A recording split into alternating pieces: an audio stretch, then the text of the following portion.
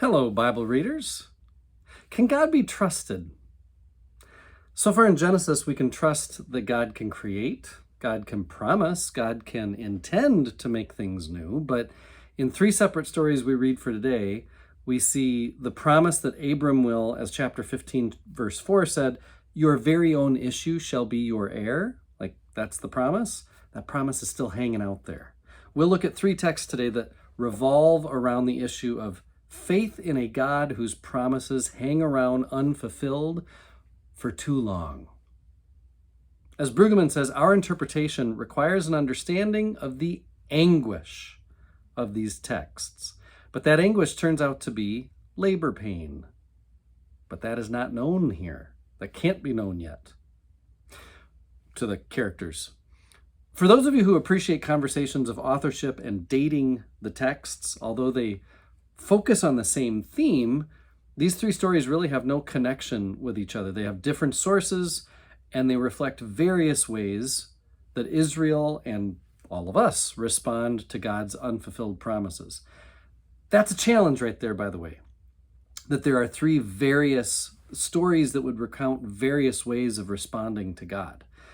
Much like the Gospels offer varying portraits of a same moment or conversation in the life of Jesus. And then the Christian community has to weigh those variations. Those stories don't line up right next to each other like they do here in Genesis.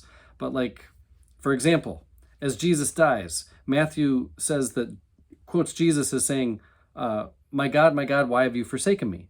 As though Jesus is quoting Psalm 22. John, the Gospel of John, writes Jesus' last words as, it is finished. We don't quibble over which one is right as Christians. We consider, what does each mean in the context of that gospel? What does each mean for us, for God?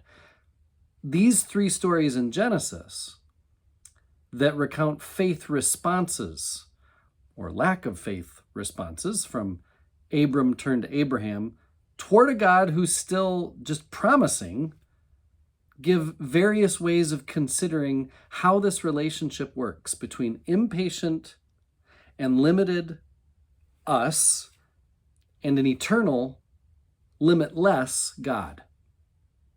So that's the challenge. Here we got three stories right in a row, and they're pretty different about the same theme, the same issue. Chapter 16 and 17, they each get a smaller study by Brueggemann than chapter 18. That's the one that weighs more to him. But to say a few things, we see in chapter 16, Abram is taking the promise into his own hands again, much like he did in chapter 12, verses 10 to 20. And again, it shows that faith, that is relinquishing the present in a willingness to hold on to a promised future, giving up all control over our own future, faith is hard. It calls for a persistence that goes against common sense. A word about Hagar, too, in chapters. Apparently, in some parts of the biblical period, taking on Hagar to bear his child would have been a proper legal practice. So, as Brueggemann says, no moral judgment need be rendered here. This is not a story meant to ignite our defense of monogamous marriage. It does, however, paint a theological scandal because Abraham is unwilling to wait for God to fulfill God's promises God's way. That's the problem. Chapter 17 is about the promise being a covenant, a relationship where God will be God and Israel will be God's people.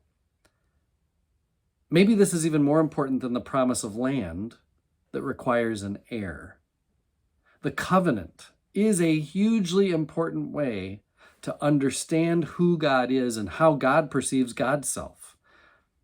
Circumcision gives concrete signification to an idea.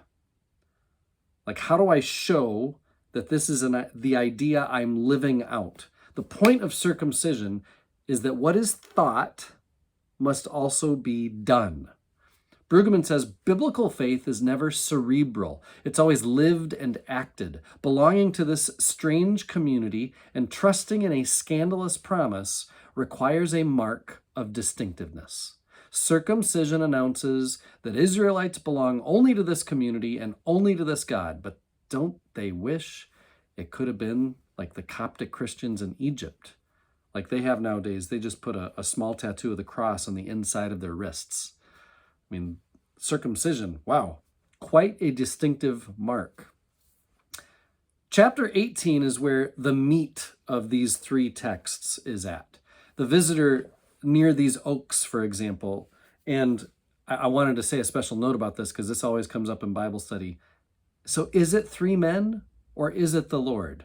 Brueggemann says there is no need to either harmonize the two versions, in other words, to make them all say, yeah, everybody agrees it's three men, everybody agrees it's the Lord. You don't have to do that. You don't need to divide it up.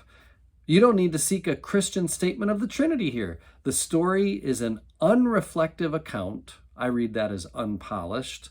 It's an unreflective account of a revelatory disclosure. That is enough. The vacillation of identity heightens the hidden source from which the revelation comes. An interpreter will do well to present the story as it is and allow for a playfulness in this regard. Okay, so this drives some of us crazy, but some stories aren't neat and polished and make total sense, and this is one of them. But the point of the story, that's what's important, is to get at this question, is anything impossible? Or as the NRSV says, is anything too wonderful for the Lord? It's an open question that surfaces everywhere in the Bible.